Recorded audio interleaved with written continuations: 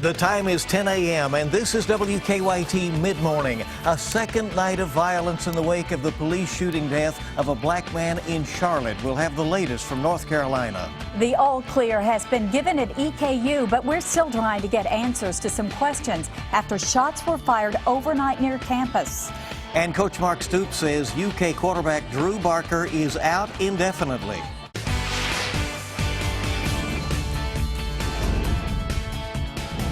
This is WKYT Midmorning. Good morning to you and welcome to the first day of fall. It will be official within this newscast. I'm Bill Bryant. And I'm Barbara Bailey. You need to stay tuned. Who knows? Micah might do a dance or something when it is officially fall here. That's coming in just a few minutes, right, Micah? Yeah, that's exactly right. It's 10:21 is when we actually reach the first official day of fall. We're staying dry outside right now.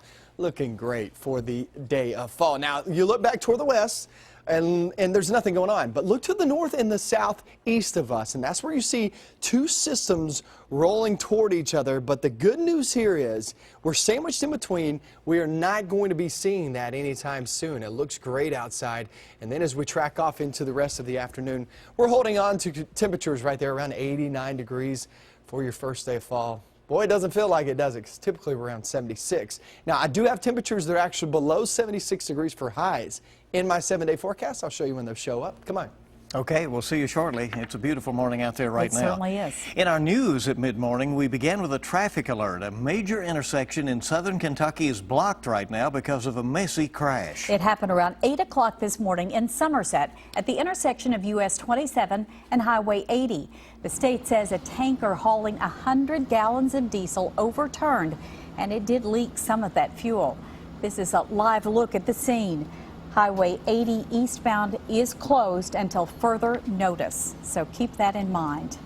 The city of Charlotte is under a state of emergency this morning amid ongoing unrest following the deadly police shooting of Keith Scott. Anger over Scott's death fueled a second night of protests. The National Guard has now been deployed to the city to try to help restore peace. Some businesses are closed. Don Champion has the latest from Charlotte. The chaos in Charlotte stretched well into the overnight hours as protesters faced off with heavily armed officers. Tear gas filled the air and at least one flashbang exploded as officers moved in to clear the streets. The scene played out as anger over the deadly police shooting of Keith Scott spilled onto the streets for a second night. Some demonstrators were arrested peacefully, but damage to businesses and stores in Charlotte's vibrant uptown area mounted. Windows were smashed, even at the Spectrum Sports Arena. Justice justify everything.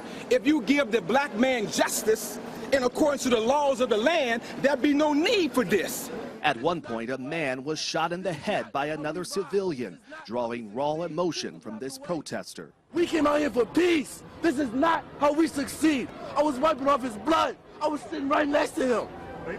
There was no life in his eyes. Fueling the unrest, the different narratives of what led up to Keith Scott's death Tuesday. I want people to know that we are going to make sure that our investigation is thorough and it's transparent. Police say the 43-year-old ignored repeated demands to drop a gun when they confronted him at this apartment complex, but family members insist he was holding a book, not a weapon. Don Champion, CBS News, Charlotte. And the North Carolina chapter of the NAACP is calling on authorities to release the video of the tragedy as quickly as possible. And Charlotte's mayor says Scott's family will be seeing the video today. Some tense moments overnight on the EKU campus after shots were fired nearby. The university sent out a series of alerts telling students and staff to lock their doors and stay inside. That's because Richmond police say shots were fired during a fight on 2nd Street. Police caught up to a car involved on nearby South Madison Street and took at least 2 people into custody. This just into WKYT News, a developing political story here at Midmorning. Lexington City Councilman Russ Hensley has resigned effective immediately. In a letter to Mayor Jim Gray dated today, Hensley says the death of his business partner causes him the need to refocus his time and energy. Hensley was appointed by Mayor Gray to replace Ed Lane, who died in office earlier this year. Hensley's resignation and withdrawal from the November election leaves Kathy Plowman woman as the sole candidate on the November ballot. A sad update at mid-morning. Katie Prager, a Kentucky woman battling cystic fibrosis, along with her husband, has died. Katie and Dalton's story gained national attention. The Fleming County woman met her soulmate while undergoing treatment. Dalton lost his battle with CF over the weekend in his hometown of St. Louis. Katie's mom posted on Facebook that Katie died this morning. A teenager was shot several times with a pellet gun during an overnight robbery. Lexington police say the victim's grandmother called them to say her grandson had been shot and a man was in her home. When police got to Brinell Drive near Eastland Parkway, they learned the victim knows at least one of the 3 people involved. The victim is okay. Police are looking for 2 men and a woman who they say drove off in a blue van. Also overnight, a Lexington home was shot up while 3 people were inside. The shooting happened on Logan Place near Castlewood Park around 1 this morning. An officer who heard the shots saw a car leaving that area. The driver was arrested on unrelated charges. Now police are checking to see if he's connected to the shooting. Well, the owner of Boyd Orchard says it is business as usual today despite a huge fire. Fall is a busy time of the year for the Woodford County farm. Overnight, fire destroyed 2 barns and the equipment inside. But the owner says the fire will not impact customers or their apples and pumpkins. We're just hoping folks don't panic that we're in trouble here, because my barns are in trouble, but not our market, not our playground. Everything fall festival wise is going on. We have all of our pumpkins, all of our apples are intact. There's just really, other than me losing the barns and a few pieces of equipment, there's really no issue with us in operation for our fall season. Boyd thinks the fire was caused by an electrical issue, and he says the farm again is open today. They want to emphasize that they are going to carry on. Well, we're in court this hour as a man accused of murdering a Kentucky National Guardsman is facing a judge. Jeremy Harris is accused of murdering Trevor Dilger. His body was found over the Labor Day weekend in a burning car near the Fayette-Woodford County line. We've also learned that Harris is wanted in Tennessee for attempted murder. Christy Hanley and Justin Sloan are also accused in the Dilger case. Investigators want to talk to 2 men seen on surveillance video walking away with a suitcase allegedly left behind on the street by bombing suspect Ahmed Khan Rahami. Rahami is seen leaving the suitcase in New York City, and then minutes later, 2 men open the suitcase, remove a wired pressure cooker, and walk off with the suitcase. Authorities say the men are witnesses, not suspects, and they say the 2 are lucky that they were not blown to bits. Bluebell is recalling 2 flavors over listeria concerns. The Texas-based ice cream maker is recalling some Bluebell chocolate chip cookie dough and Bluebell cookie 2-step. Bluebell says it found that chocolate chip cookie dough from an Iowa company was potentially contaminated. The ice cream was distributed in nearly a dozen states, including here in Kentucky. Well, big news in the Big Blue Nation. It looks like UK quarterback Drew Barker's injury is worse than first thought. He has an injury that does not require surgery at this point in time, and he will be out for a significant amount of time. I have no idea how long that'll be. When I say significant, he's out for the foreseeable future in the next 2, 3, 4 weeks. After that, we'll reevaluate him and see where he's at. Coach Mark Stoops says Barker is seeing a specialist. Barker left Saturday's game after the first series with a back injury. So while he's recovering, Stephen Johnson now gets the nod as the Cats' starting quarterback. UK will take on South Carolina at 7:30 Saturday night at Commonwealth Stadium.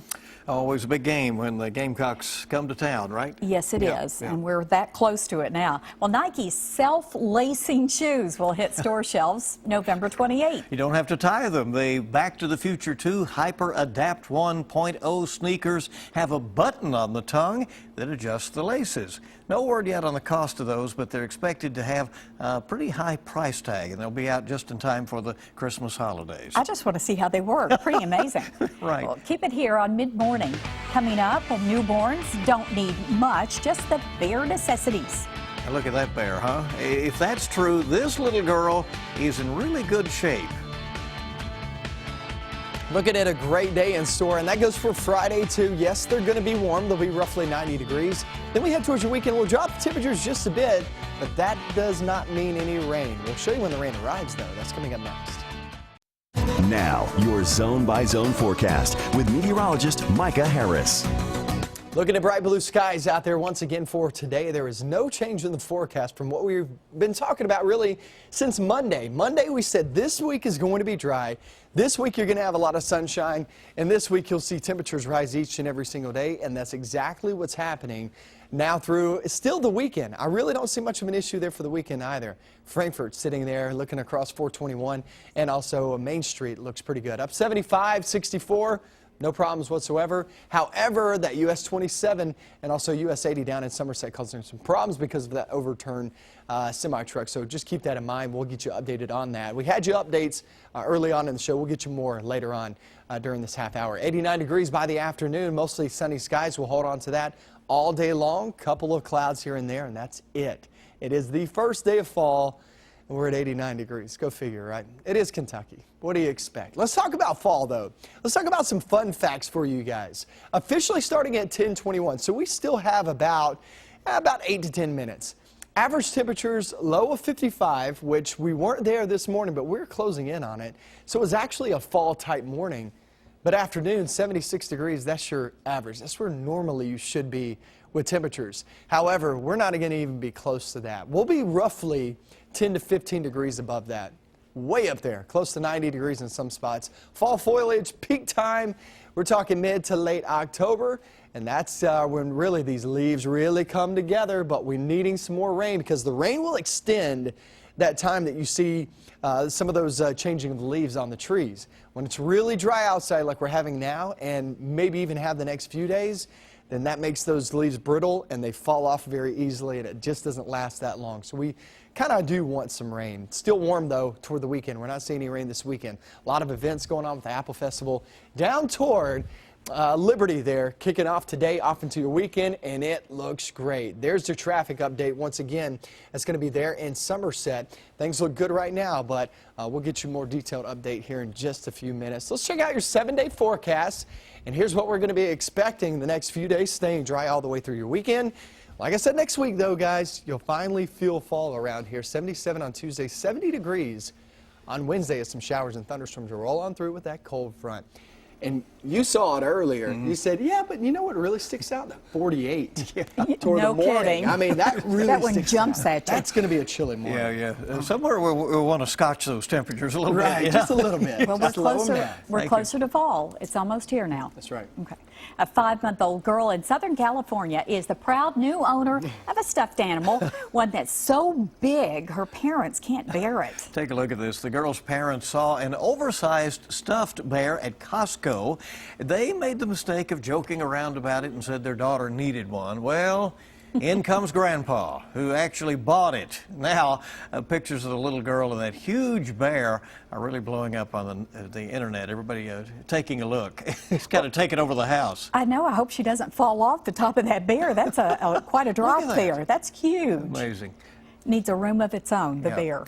Well, a Big Brother contestant is now $500,000 richer, and museums worldwide are making changes over Brad Pitt and Angelina Jolie's divorce plans. Moving them apart, right? Suzanne Marquez has your eye on entertainment. Madame Tussauds wax museums are separating the figures of Brad Pitt and Angelina Jolie now that they've announced they're getting a divorce. A spokeswoman in London said the museums will move them a respectful distance apart from each other. Brangelina wax figures are on display at 15 of the museum's 20 locations, including several in the U.S. Charlie Daniels took a tour of his own memorabilia at a new exhibit in his honor at the Country Music Hall of Fame in Nashville. It revisits Daniels' 6-decade career in country and bluegrass music through pictures, awards, and even a check signed by Elvis Presley. It's that somebody takes the elements of your life and your souvenirs of your life and that sort of thing and arranges them in a way that that you would never think about. The exhibit runs through March. Now 79 years old, Daniels will be inducted into the Country Music Hall of Fame next month. After 99 days of twists and turns, plots and schemes, Big Brother has chosen a winner. It came down to 2 finalists for the 18th season finale last night in Los Angeles. Congratulations, Nicole! You are the winner of Big Brother! She walks away with $500,000. That's your Eye on Entertainment. Suzanne Marquez, CBS News, Los Angeles. Takes a lot of conniving to win that show, you know. Yes, and she's happy today. It all worked. All right, make way for a new distillery. Wilderness Trail is opening up this weekend. What you'll find there next on WKYT. Friday night's Mega Millions jackpot is $20 million, and Saturday night's Powerball, $50 million.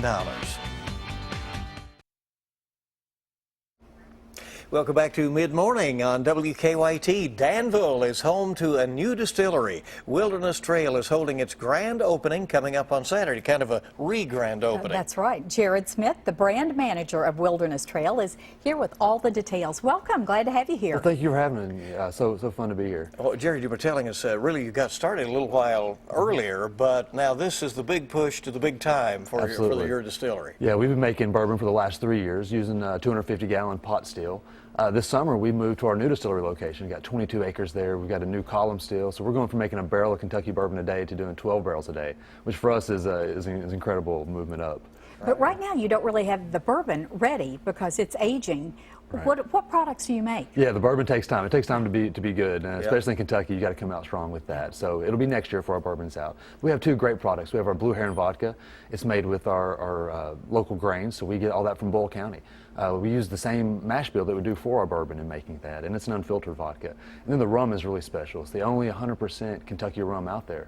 We use sorghum molasses to make our rum instead of sugarcane. That way we can get it from Kentucky, then age it and use Kentucky bourbon barrels. So it's really important to you that you use these Kentucky products. Yeah. Kentucky, we've got a great climate here. We can grow some really good grains, some really good sorghum. So if we're going to use that stuff, why not use it from a local source? You know, we can help local people out, but also it gives us that quality control to make sure we're getting the best every single time. Well, your grand reopening is this Saturday. Tell us what people can expect. Yeah, it's going to be a great time. So we're opening up our new 22-acre campus. You'll be able to come out and do a self-guided tour. We're going to have cocktails on site made with our vodka and our rum. We'll have some great barbecue down there. We'll be giving away door prizes. And you'll really be able to see kind of behind the scenes in the bourbon making. Be able to view our fermentation area and see the big stills, see how everything's done, see the aging area. It's going to be great. It really is fun the way Kentucky has managed to combine this industry of this product that people enjoy with tourism. To get people to see how it's all done. Yeah, so it's fascinating to see the process, and the best thing about it, after you see how everything's made, you get to taste it. So it's kind of a win-win as far as an experience. You know, we're starting to rival, say, wine country in California as far as that destination to be able to come out. We've got the beautiful scenery, we've got the great products, and we all know we've got the best people here. So it's really great for people to come visit and they see that. The welcome mat is out. I love your logo too. I think that's so cute to come in with the W and the T, but also the branches. Right, absolutely. It shows, you know, kind of our growth from small to big. Also, you know, the oak tree is what we use for our bourbon barrels and making it. And we love the name Wilderness Trail, of course. Great to the history of Kentucky, and it ran right through Danville, so we love to kind of honor that with our name. All right, don't forget the big event, the grand opening coming up Saturday, beginning in the morning and into the afternoon. Yeah, 11 to 4. Come on out, we're going to have a great time. Appreciate you coming. Thank you. My pleasure. By the way, it became fall while we were in that interview. All right, here it is. Now. Official. Let's keep it right here on Mid-Morning. Going to check in with a Mr. Food Test Kitchen next and see what's whipping up here on this Thursday. Welcome back to WKYT News. A breaking news alert. The Kentucky Supreme Court has just ruled that Governor Matt Bevin exceeded his authority when he cut college and university budgets in the middle of the fiscal year. The state's highest court sided with Attorney General Andy Beshear, who sued Bevin over the budget cuts. We'll have much more on this story coming up on WKYT News at noon. Significant ruling, though, nevertheless, there. And we'll have more at noon. Yeah. Fall officially arrived just a few minutes ago, as we were talking about. So now let's talk baking with pumpkins. Yeah, it goes with the season. Today in the Mr. Food Test Kitchen, 5-star pumpkin bread. As soon as the kids go back to school and Halloween decorations hit the stores, we can count on seeing lots of pumpkin everything. Cafes have already started selling pumpkin lattes, and many of our favorite donut shops are making pumpkin donuts. And that's just the start of it. So to keep up with this pumpkin mania, we came up with a pumpkin bread that's perfect for this time of year. All we do is beat together some sugar, cream cheese, and butter until it's smooth. To that, we add in a can of pure pumpkin, not pumpkin pie filling, along with a few eggs. Then we add our basic dry ingredients and a bunch of fall spices before pouring this into a couple of loaf pans. It's hard not to get excited because in less than an hour, we can have freshly baked pumpkin bread. Just like that. You'll know they're done when the whole house, or shall I say the whole block, smells pumpkin-y delicious. The recipe for what we call 5-star pumpkin bread is online now, and all you have to do is slather on some butter and you're good to go. You'll know the reason why we call it 5-star once you read all the reviews. I'm Howard with Kelly in the Mr. Food Test Kitchen, where today we found a warm and cozy way for you to say, ooh, it's so good. She loves it. Roughly 90 degrees, sunny skies. That'll take you through the weekend and then the big cold front next week. All right. A lot of stories in progress for WKYT News at noon. We hope to see you then. Join us.